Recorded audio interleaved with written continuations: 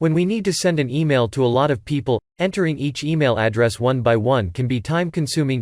In Gmail, you can create an email group to save a group of contacts' email addresses together, so you can just enter the group name and send the email to all members at once, which is very convenient.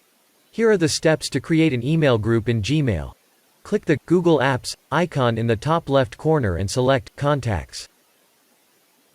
Select the contacts you want to add. Click Create Label in the Manage Labels section. Enter a name for the group and press Enter.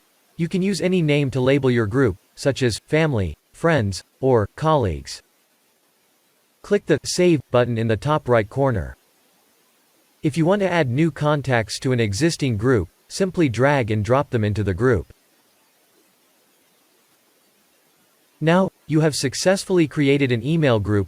When composing a new email, simply type in the group name to send the email to all members. Additionally, when you send an email to an email group, each member will see all other members' email addresses in the To field, which may raise privacy concerns.